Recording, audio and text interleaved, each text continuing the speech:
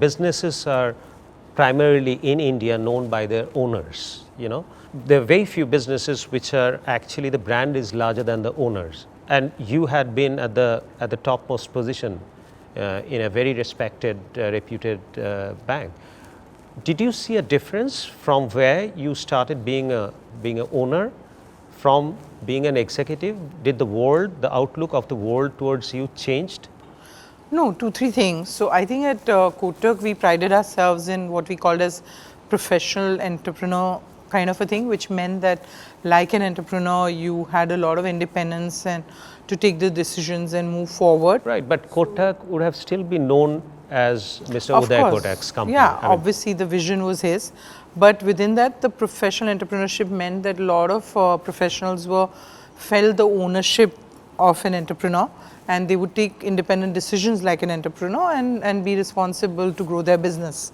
So I think I'm just trying to distinguish between one is entrepreneurship, but I think what was different when I started Nykaan and as an entrepreneur is that you actually, I believe in power of compounding, and as an entrepreneur, whichever area of business you believe in, you keep at it for many years, and through that power of compounding, you kind of you start seeing a lot of opportunities. Like I think when I was a professional, I used to think, oh, how will I get ideas? Like how do I find an idea that will be great? And now from where I sit, I'm always finding those white spaces, so to speak, or areas which I think I can bring to the Indian consumer and. Does the outside world in your circle, do you get viewed differently in the professional circle, that now you're not an executive but an entrepreneur?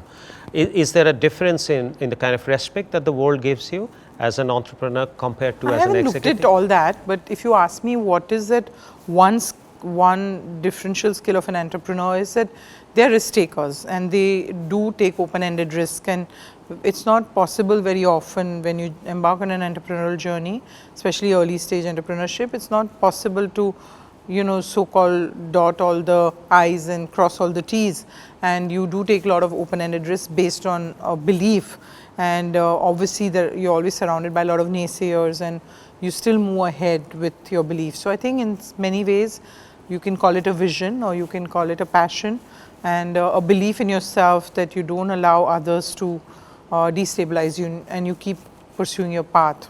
Right. And there are many success secrets for Nykaan. You spoke about it.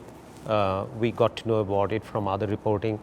I think one of the first things is that it was very obvious that beauty is so close to your health and your well-being. It's almost a quasi-medicine you're applying on the skin.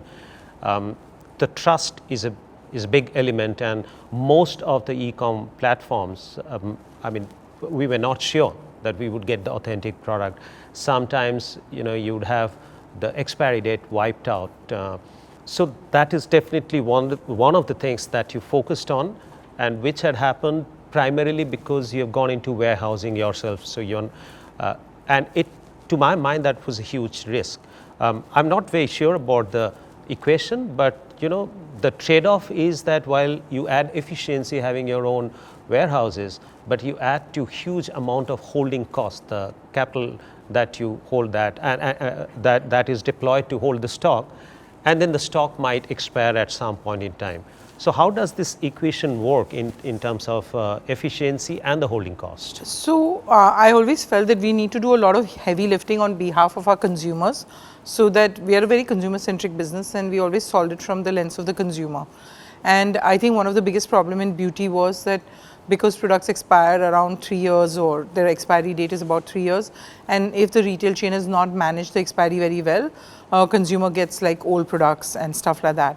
And a typical symbol of trust is usually a banyan tree, and I used to in my early days wonder that how will a young company look like a banyan tree. Banyan trees are hundreds of years old. So I think, but we got consumer trust very quickly because I think Nykaan believed in authenticity, and authenticity brought us trust and being and saying who we are. And there were a lot of early conversations where we would say that If you're saying up to 30% off, at least 30% of the product should be 30% off. Can't say 60% off and then have only one product at 60% off. So we got a lot of consumer trust through what we call as Nykaaन value system, which was very authentic and being true about the conversation we have with our consumers.